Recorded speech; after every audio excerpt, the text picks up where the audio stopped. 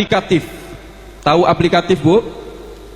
Aplikatif ini ulama langsung memberikan teladan, memberikan contoh. Ayo maulidan, ayo Isra Mi'raj, ayo selamatan, ayo tahlilan. Mereka tidak menunjukkan dan menyampaikan dasar dan dalilnya. Mengapa? Ini karena sifat rahmat para ulama kita. Kenapa demikian? Karena yang dihadapi masyarakat awam, masyarakat yang tidak ngerti alif ba ta. Lah kalau ini dikasih dalil, bukan tambah sadar, tambah pusing hadirin.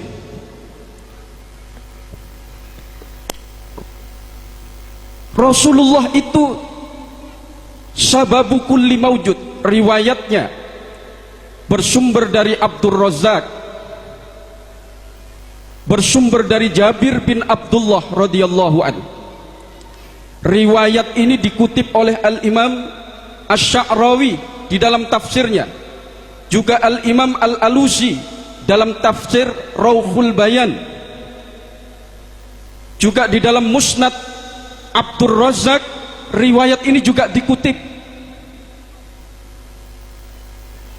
Abdur Razzaq meriwayatkan bahwa Jabir radhiyallahu an bertanya kepada Rasulullah sallallahu alaihi wasallam, "Ya Rasulullah, bi abi anta wa ummi."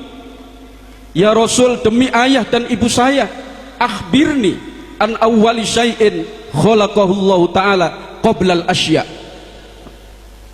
Ya Rasul, sampaikan kepada saya, apa yang pertama kali diciptakan oleh Allah sebelum Allah menciptakan segala sesuatu? Dijawab oleh Rasulullah sallallahu alaihi wasallam, Allahumma shalli ala Muhammad, Allahumma shalli ala Muhammad. Bu, masih terjaga, Bu? Saya takut nanti tidur. Kalau ada yang tidur satu dibangunin, Bu, itu nular biasanya. Nanti satu tidur, satunya lagi ketularan tidur juga. Sebelahnya tidur, akhirnya tidur semua. Karena tidur semua, kiainya ikut tidur juga.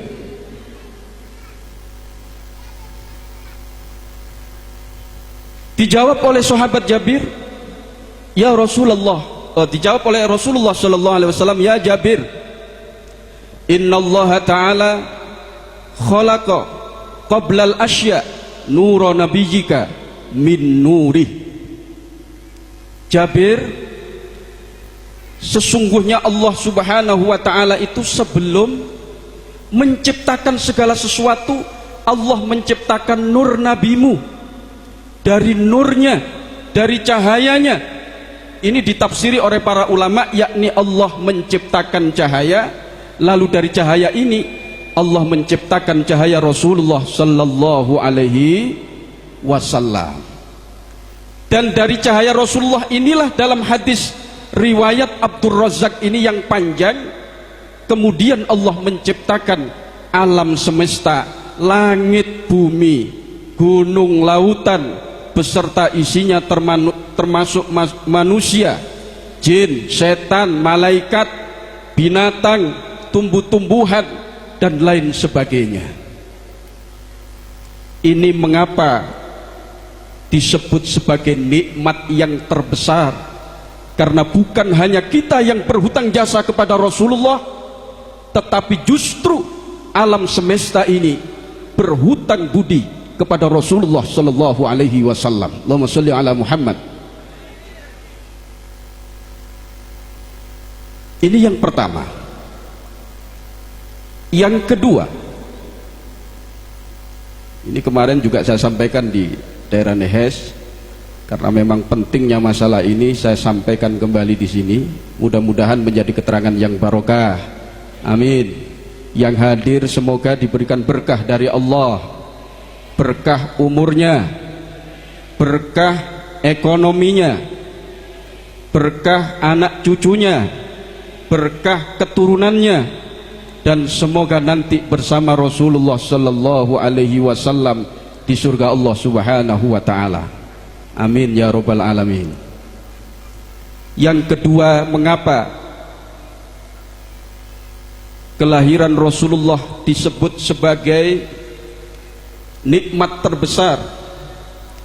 Ini tidak lain karena diutusnya Rasulullah Sallallahu Alaihi Wasallam ini sebagai rahmat bagi alam semesta. Buka surat Al-Anbiya ayat 107. Allah berfirman di sana, "Wa ma arsalnaka illa rahmatan lil alamin." Dan tidak aku utus engkau wahai Muhammad illa rahmatan lil alamin, kecuali sebagai rahmat bagi alam semesta. Bukan hanya bagi kaum muslimin, bukan hanya bagi orang-orang yang beriman saja, tetapi Rasulullah sebagai rahmat bagi alam semesta, termasuk mereka-mereka yang tidak beriman kepada Allah Subhanahu wa ta'ala. Apa bentuk konkretnya hadirin? Bentuk konkretnya rahmat yang dibawa oleh Rasulullah ini apa? Banyak sekali.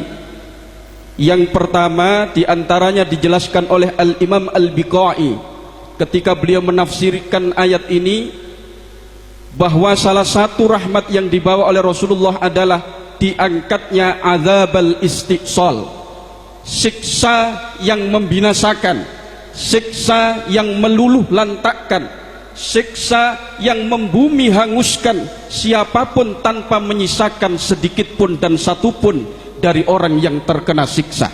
Ini tidak terjadi pada umat marhumah, umat Rasulullah yang dicintai, rahmat yang umat yang dikasihi oleh Allah Subhanahu wa ta'ala ini. Kalau dulu para bapak, dulu umat terdahulu kalau melakukan dosa, seperti umatnya Nabi Syuaib alaihissalam, umatnya Nabi Syuaib ini suka mengurangi timbangan. Wailul lil mutaffifin alladzina idza iktalu 'alan nasi yastawfun. Wailul lil mutaffifin, kecelakaan bagi orang-orang yang mengurangi timbangan. Alladzina idza iktalu 'alan nasi yastawfun, ketika mereka meminta takaran, meminta timbangan, membeli kepada orang lain, mereka ingin dipenuhi. Kalau 1 kilo inginnya dipenuhi 1 kilo, dia beli 5 kilo ingin dipenuhi 5 kilo. Wa idza kaluhum aw wazanuhum yukhsirun, tetapi ketika mereka menjual, menakar untuk orang lain, mereka menguranginya.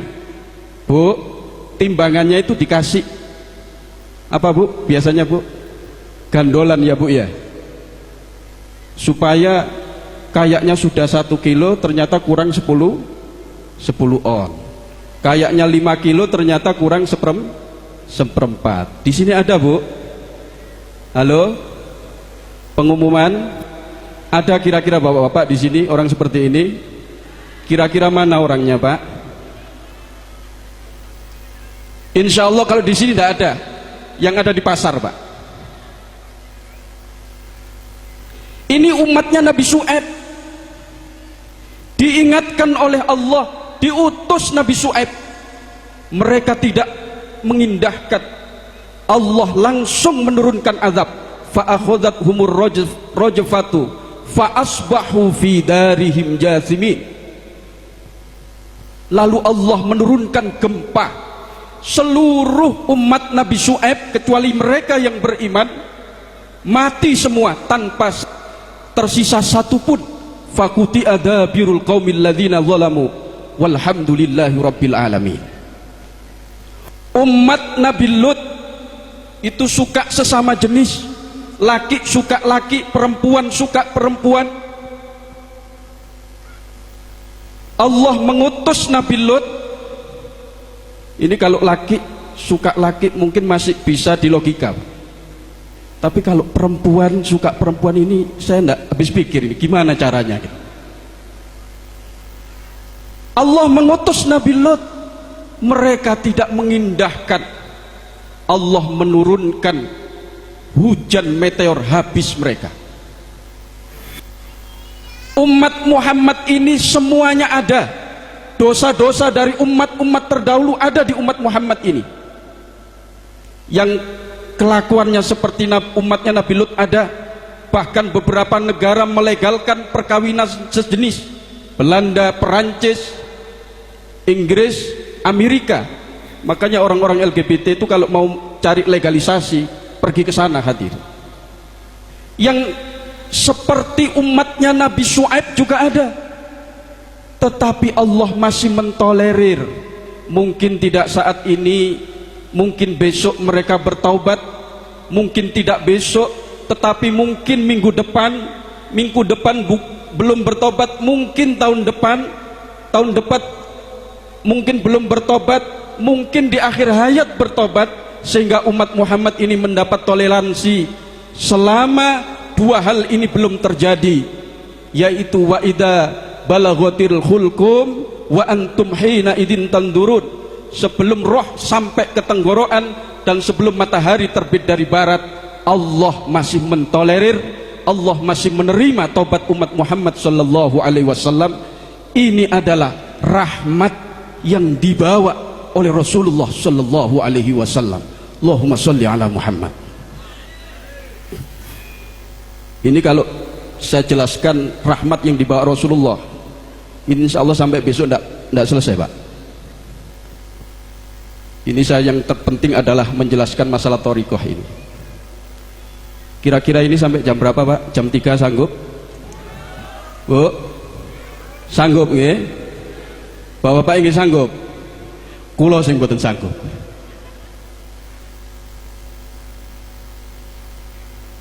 Makanya umat Islam wajar untuk berterima kasih kepada Rasulullah sallallahu alaihi wasallam. Itu ada syair, wajib syukru alaina ma da'a lillahi da'.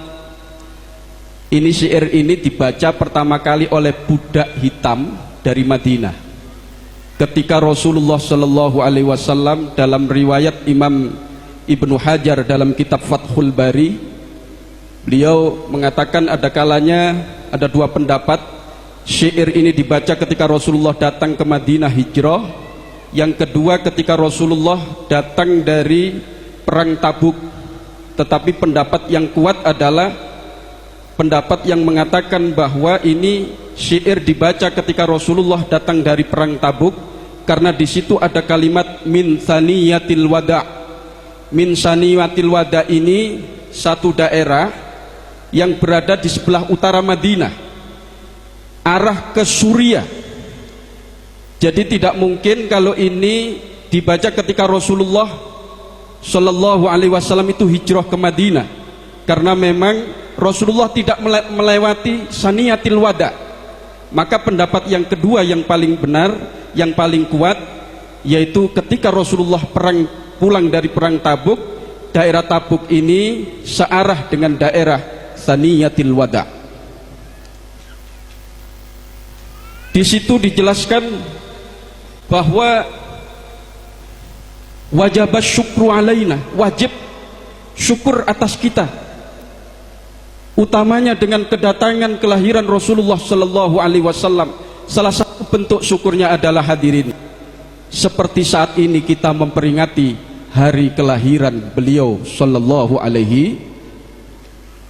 Pertanyaan para bapak yang sering muncul, siapa yang pertama kali maulidan itu? Siapa sih yang pertama kali maulutan itu? Ada sebagian orang yang mengatakan Rasulullah, sahabat tidak pernah melaksanakan. Ini adalah bid'ah yang tidak pernah dilakukan oleh Rasulullah Sallallahu Alaihi Wasallam. Pendapat ini tidak benar. Pertanyaan ini sudah jauh-jauh dijawab oleh Syekh Al-Imam Muhammad bin Alawi Al-Maliki dalam kitabnya. Saya membawa kitabnya ini, Pak. Ini kitab beliau.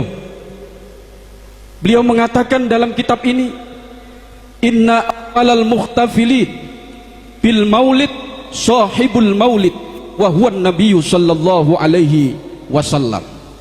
Orang yang pertama kali bermaulid, orang yang pertama kali maulutan itu adalah Rasulullah sallallahu alaihi wasallam. Bu, siapa yang pertama kali maulutan, Bu?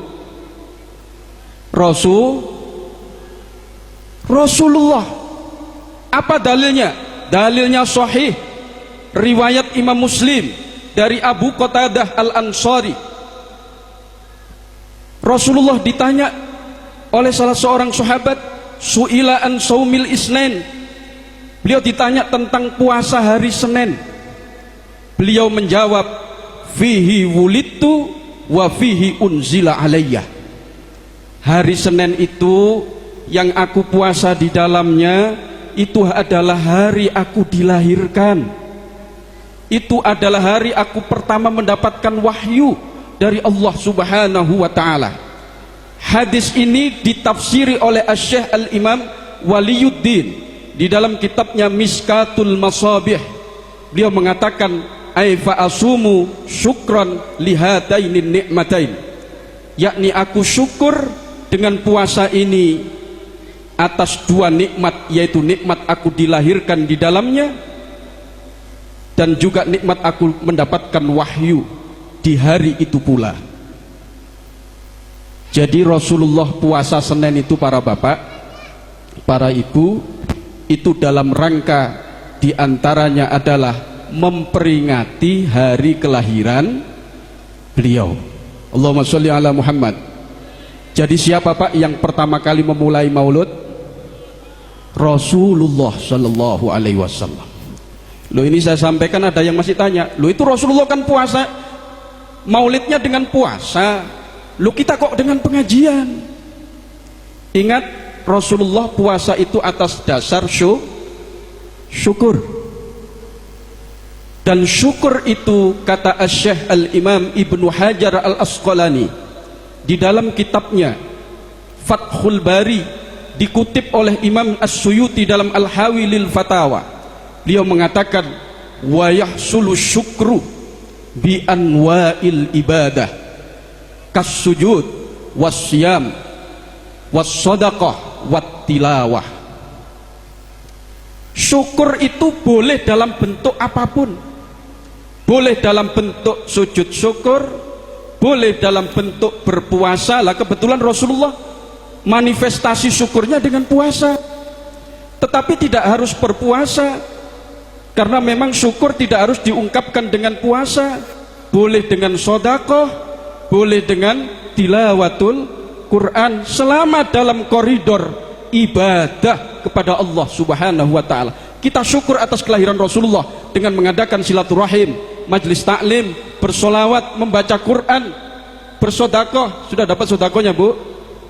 Ya, ini sekarang santapan rohani, nanti selesai ini santapan jasmani ya, Bu ya. Sudah ada yang santapan jasmani nih. Kayaknya mau habis itu kotak-kotakannya. Lebih dulu sampean, saya belum, Bu, masih utuh ini loh. Ini nasibnya kiai ya seperti ini. Ngomong dulu baru minum.